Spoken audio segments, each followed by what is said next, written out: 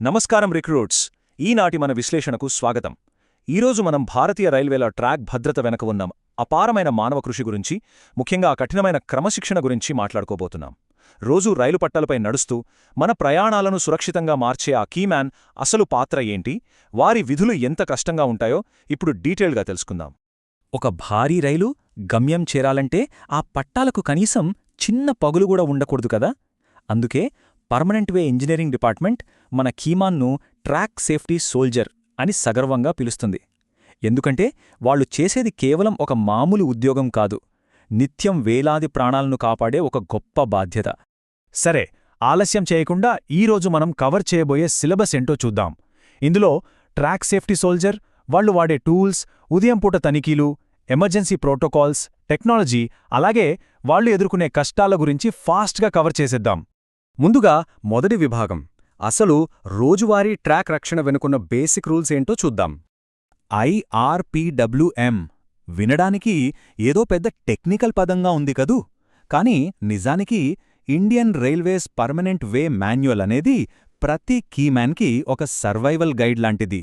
దీంతో పాటు జనరల్ రూల్స్కి కట్టుబడి ఉండటమనేది ప్రాణాలకి సంబంధించిన విషయం. ఈ రూల్స్ తెలిస్తేనే ట్రాక్ మీద ఏ పనైనా పర్ఫెక్ట్గా చేయగలం.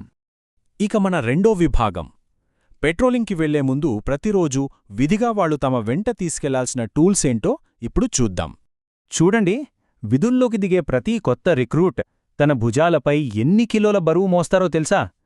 2 ఎర్ర జెండాలు, ఒక పచ్చ జెండా, ఎమర్జెన్సీ డెటోనేటర్లు, spanner, keying hammer, torque wrench, ఇలా ఎన్నో. ఎర్ర జెండాలు, డెటోనేటర్లు ప్రమాదాన్ని ఆపడానికి వాడితే, మిగతావి ట్రాక్ లోపాలను సరిచేయడానికి వాడతారు.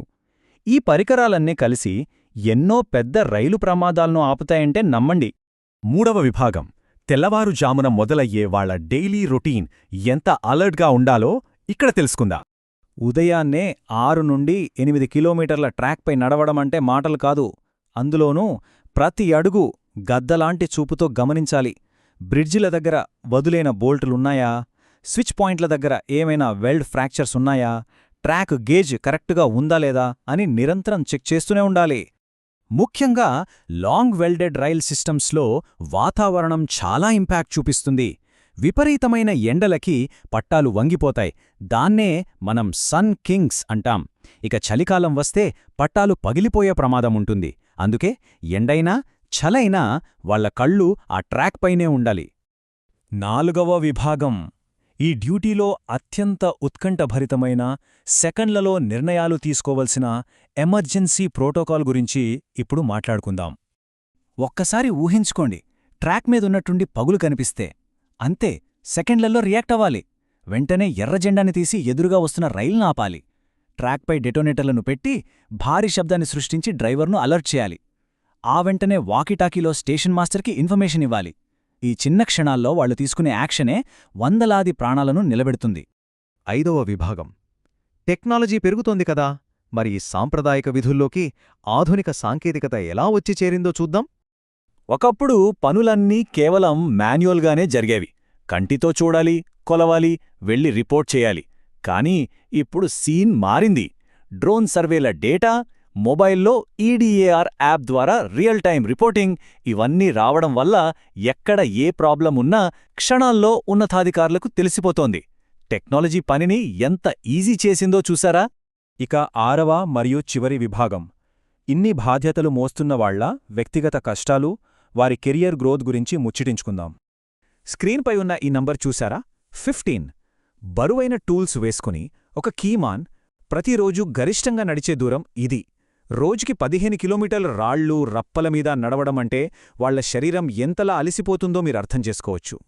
వాతావరణం ఎలా ఉన్నా సరే, మండు టెండైనా, వణికించే చలైనా, కుండపోత వర్షమైనా ఆ పెట్రోలింగ్ మాత్రం ఆగదు. కొన్నిసార్లు దట్టమైన అడవుల్లో క్రూర జంతువులు, పాముల మధ్య వాళ్ళు డ్యూటీ చేయాల్సొస్తుంది. పండగలుండవు, ఫ్యామిలీతో గడిపే సమయం దొరకదు. ఇది వాళ్ల డెడికేషన్కి ఒక పెద్ద పరీక్ష. కానీ ఇంత కష్టాలకి ప్రతిఫలం ఏంటి అని మీకనిపించొచ్చు. ఇక్కడే డిపార్ట్మెంటల్ ఎగ్జామ్స్ కీలకమవుతాయి. క్రమశిక్షణతో రూల్స్ ఫాలో అవుతూ పరీక్షలు పాసైతే ఒక కీమ్యాన్ మేడ్గా, ఆ తర్వాత ట్రాక్ మెయింటైనర్గా, చివరగా జూనియర్ ఇంజనీర్ స్థాయికి కూడా ఎదగొచ్చు. కష్టపడేవాళ్లకి రైల్వే ఎప్పుడూ సరైన గుర్తింపిస్తుంది. ముగించే ముందు ఈ చిన్న మాట గుర్తుంచుకుందాం. రాత్రిపూట మనం హాయిగా రైల్లో నిద్రపోతూ ప్రయాణిస్తున్నాం అంటే బయట ఆ చీకట్లో చలికి వణుకుతూ ఆ పట్టాలను కాపలా కాస్తున్న ఆ దృశ్య సైనికుడే దానికి కారణం. వాళ్లే మన కీమ్యాన్.